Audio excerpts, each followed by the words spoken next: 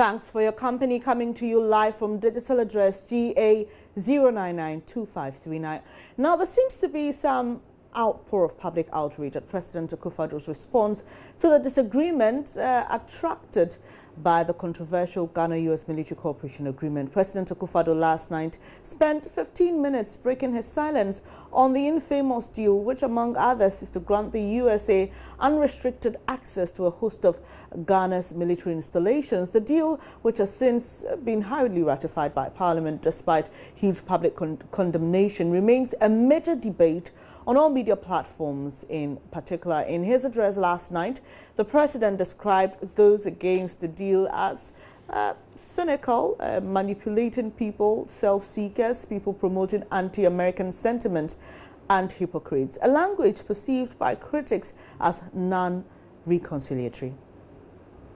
But to accuse the NDC of a leakage, that is palpable, unacceptable. I mean, I respect the president, so I can't use very strong words. But essentially, a document which is available to the media on Monday is laid in Parliament on Tuesday, Wednesday, and MPs are blamed for leaking the same document.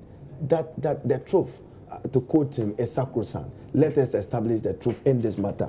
You are aware that Joy FM, you had indication, the full document, and even played excerpts of it before it got to Parliament. Therefore, we will not accept that charge. Okay. The third charge is to, and is regrettable, stereotyping, to use the comment of one member of the NDC, to which the party itself have officially, through the General Secretary, Johnson Asedi Nketia, dissociated himself to condemn the NDC as if we are plotting to overthrow the government. Let me give the president a firm assurance that we will support him to deepen our democratic values and ethos, to deepen our democratic institutions, and to endure our democracy.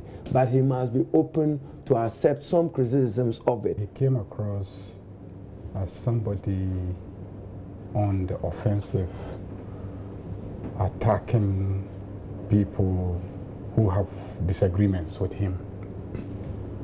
And I thought that as a president, he shouldn't have proceeded along those lines, to a point where I thought he was descending into the issues of the week that many of us had already said wasn't the best.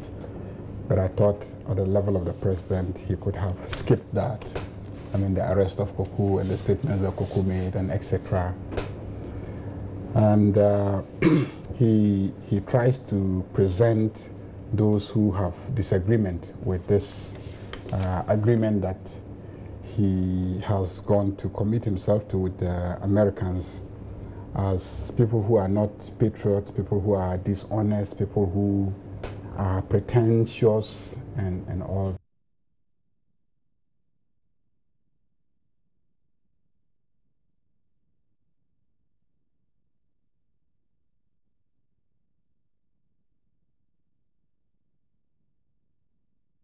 Well, so you heard some reactions from the president's speech there. But in his address to the nation, the president also had something to tell the media with regards to how this issue has been reported. We have to take issue with the frontline politicians who have sought to mislead the people in this blatant manner, and those who, for mischievous purposes, leaked the document destined for the scrutiny of Parliament prematurely to a section of the media, who then went on to describe it as a secret document.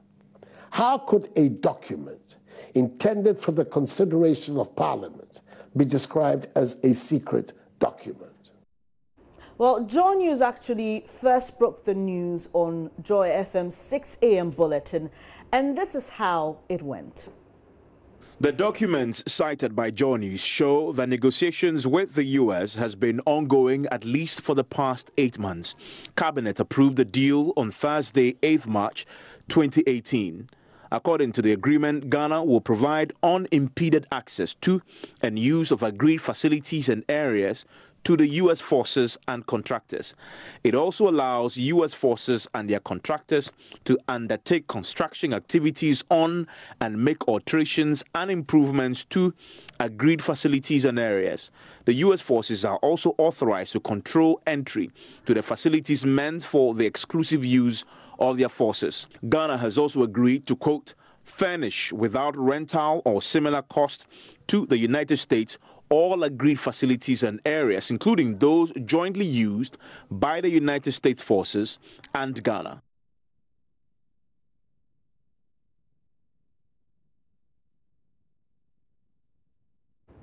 Well, there you have it. So just a quick reaction to the president's assertion that a certain document was leaked and it was called secret when it was not. Well, you saw it for yourself clearly on that document we at Joy News received. Let's now cross borders and join security expert and former Deputy Foreign Affairs Minister, Mr. Emmanuel Bombande, via Skype for his take on this development. Now, he's actually upset with the president for suggesting critics against the 2018 Defense Corporation are promoting anti-American sentiments. Good morning, Mr. Bombande. Thanks for your time. Hello, good morning to you and to your viewers. Great to have you here. Now, you are upset by the president's comments. Tell us why. Could you repeat that? I did not get it clearly. I'm saying that you are upset by the president's comments, particularly with regards to he's saying that those against the 2018 agreement are promoting anti-American sentiments. Tell us why you are upset by that. Well, upset by stretching it a little bit too far. It's more about disappointment. When a country is divided as we are on a very important policy decision such as the Enhanced Defense Cooperation Agreement. And the division is precisely because once you table anything in Parliament, you are also seeking a debate between the majority and the minority, with the consequence of the politicization of the process. The president and his office becomes the moral authority above that division, regardless of how he feels from his own political perspective, to call all sides and the people active in the discourse to the sense of unity and to the consensus building that can emerge. I did not see that. It was a missed opportunity, and that's what I would describe as a disappointment. And I would then illustrate further to say he appeared to have increased the division when he sought to come across that for those who criticize or who are criticizing this agreement are also peddling, not in those exact words, but are also peddling anti-Americanism. Now, this is an issue that has been discussed now globally, and it is being discussed also in academic institutions, contributors of various categories in the United States who are citizens of America. So are they also peddling anti-Americanism?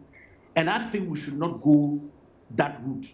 We should not see the space that we all have to discuss issues dispassionately to be interpreted to mean some are for America and some are against America.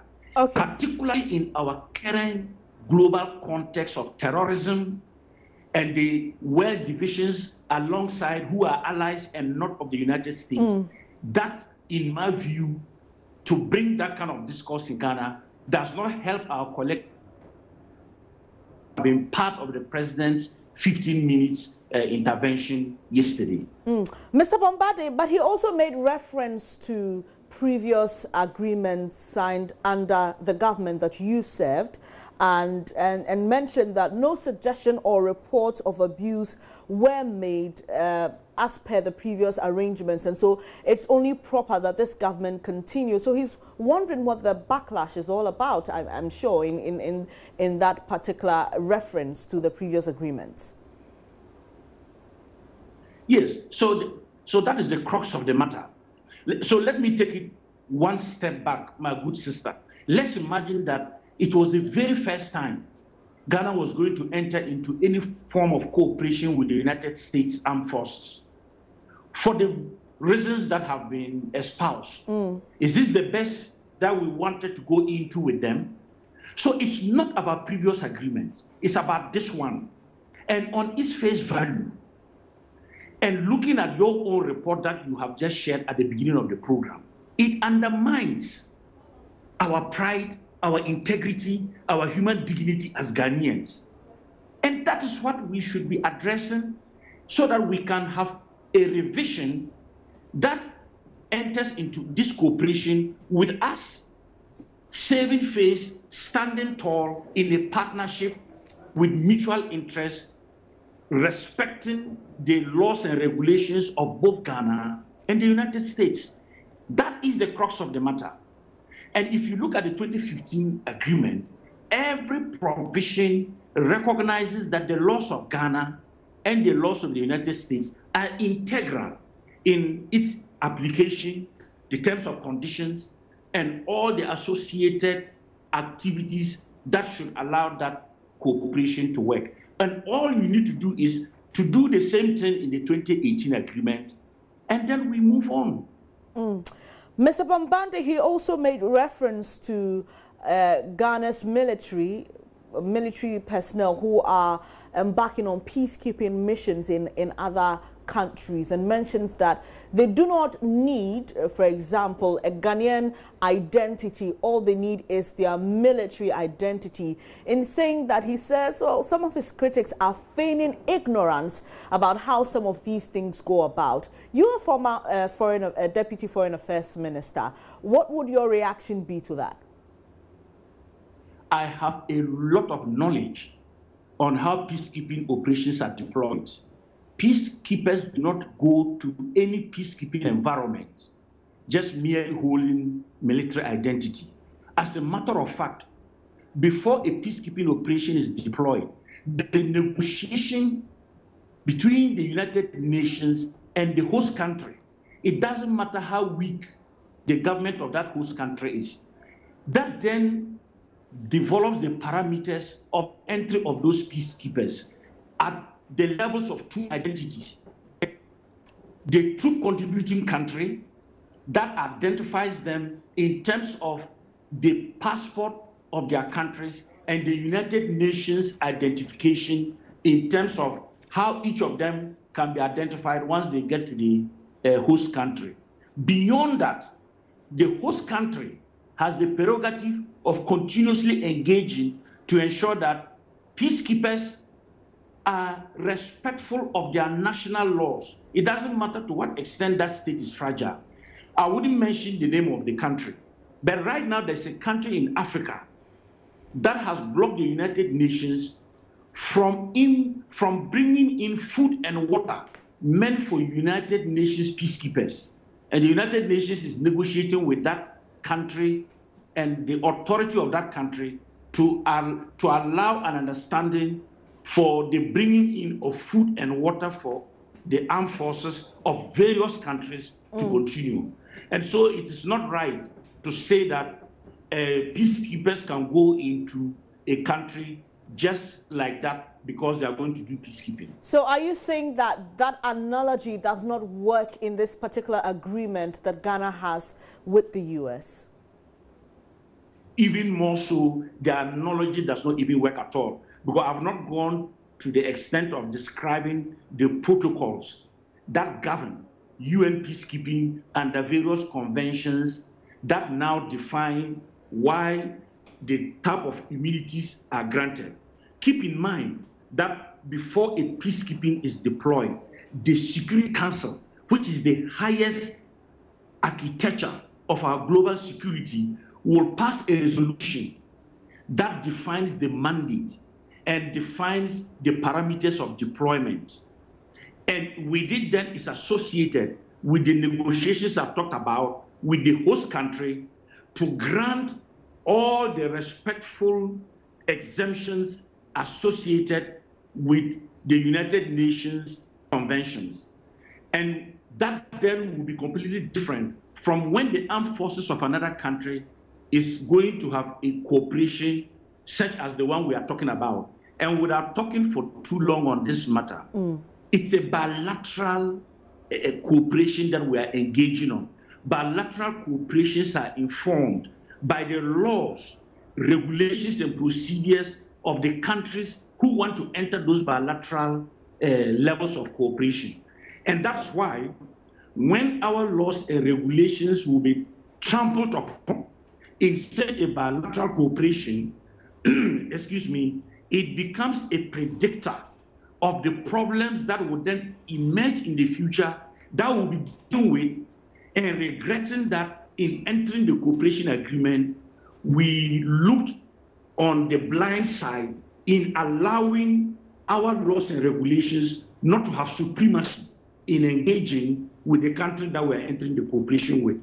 So if anything at all, if anything at all, those of us who are making the analysis and making the input are the better friends of our president in helping him to see the predictors of the problems that would emerge. And whether he's in office or not, history will judge him to be the one who entered into this type of cooperation. So is it not a good thing for him to allow both the majority and the minority side and the whole of the people of Ghana to have the type of discourse that allows a cooperation agreement with the merits that I'm talking about in regards our dignity and the respect of our laws, than to simply be abrasive, allow a deep partisan politics to take over, go ahead with the agreement, and when the problems begin to emerge, then we begin to regret that as a nation, we do not pay attention to what is happening. And if you want to know why I make this suggestion, have you heard from the side of the United States that the Democrats and the Republicans are divided on how they enter cooperative agreements militarily with any country? There is a solid sense of unity.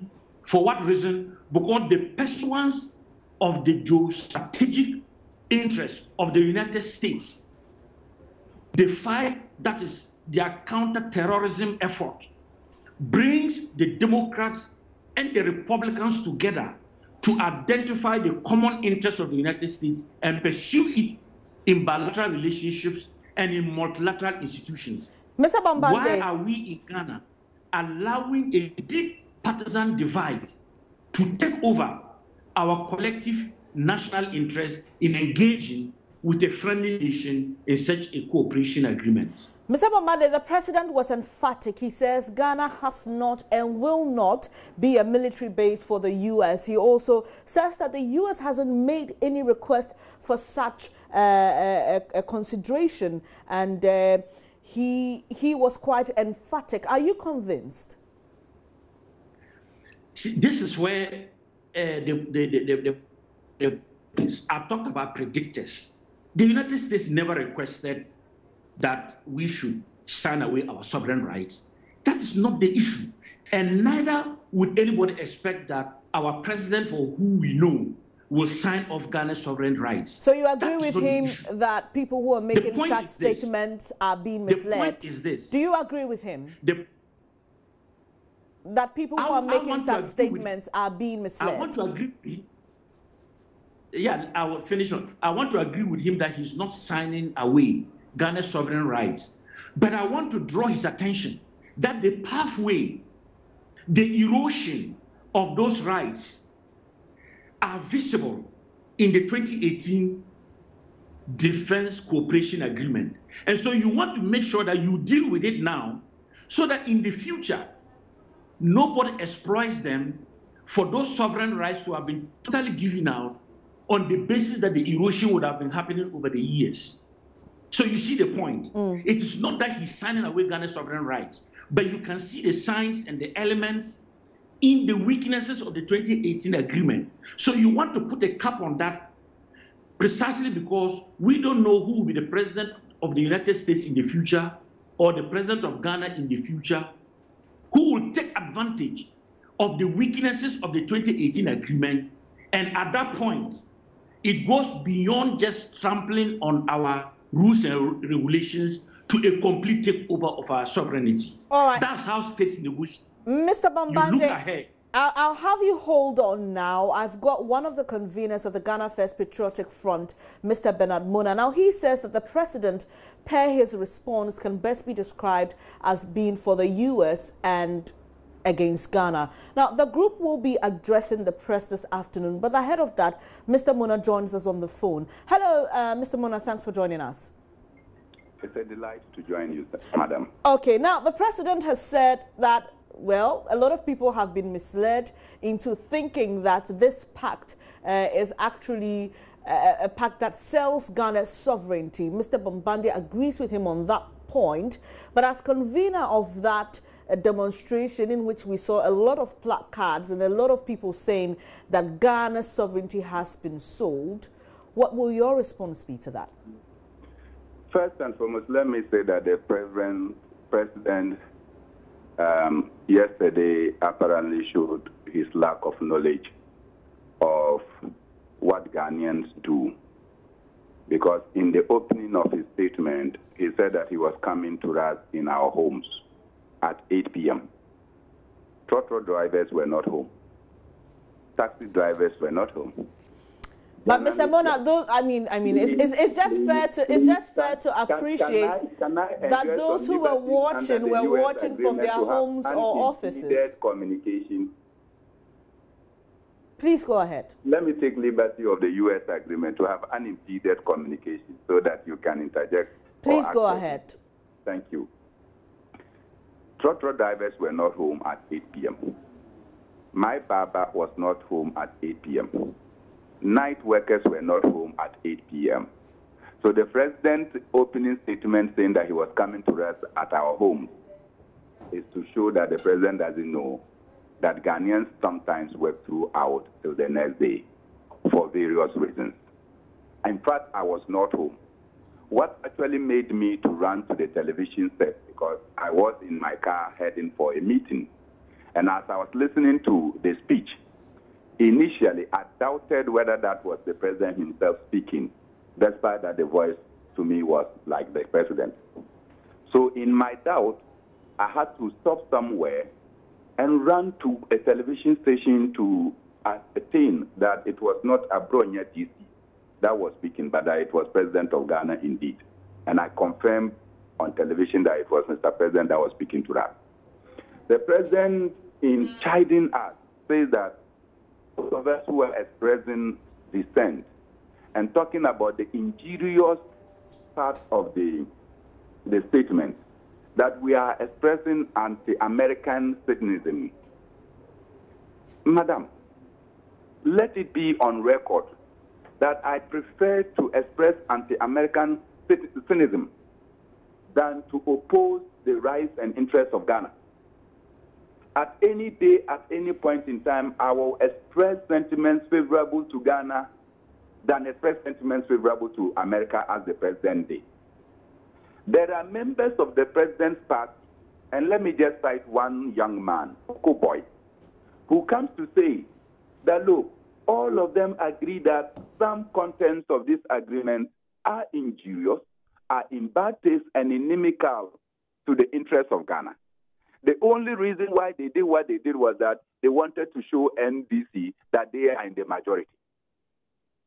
Is that young man also expressing anti-American cynicism?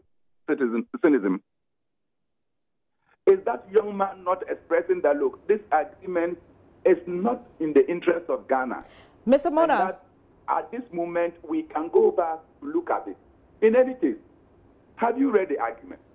If you read the agreement, and you go to Article 8 in Settlement of Disputes, where it says that in case we are not able to settle this matter at executive level, no national or international court will be applicable. It is only that of the United States laws. Now, when the United States laws become superior to your country, where is your sovereignty?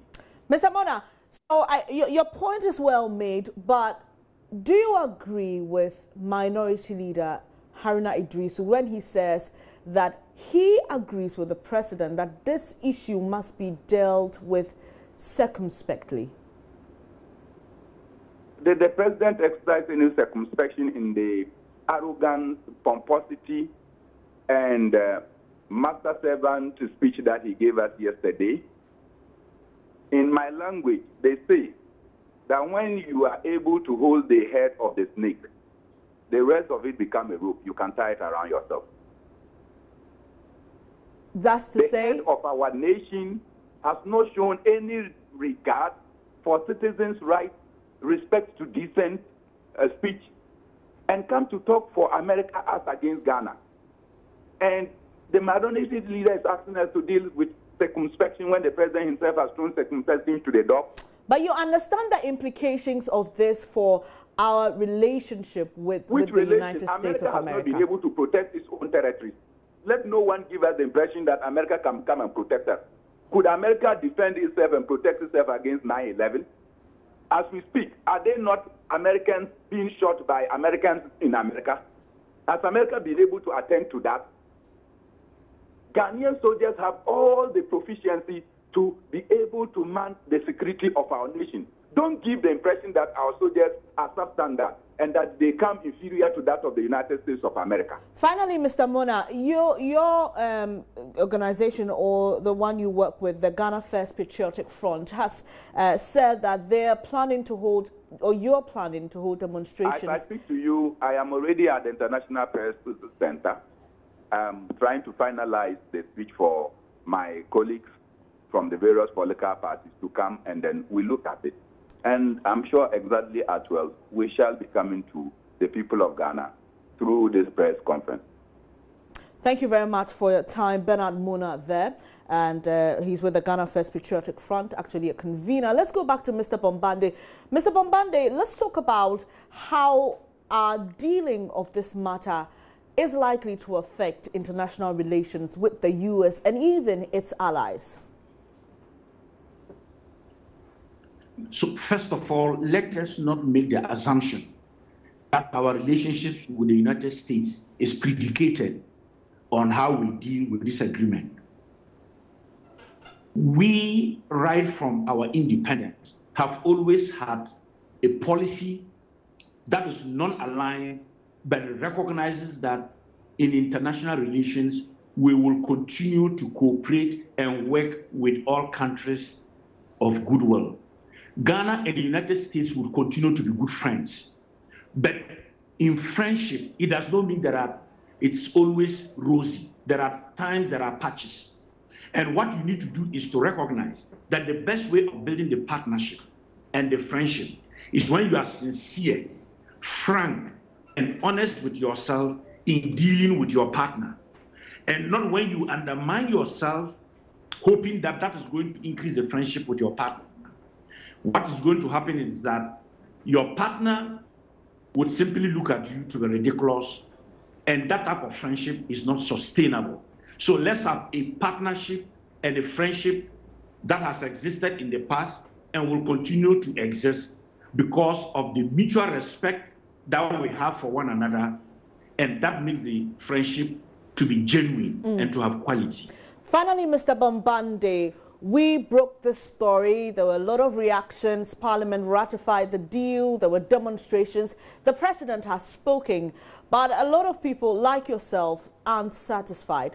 What, in your opinion, is the way forward with this particular deal? So, thank you so much. Very important question. Whether we like it or not, we are going to come back to one common ground.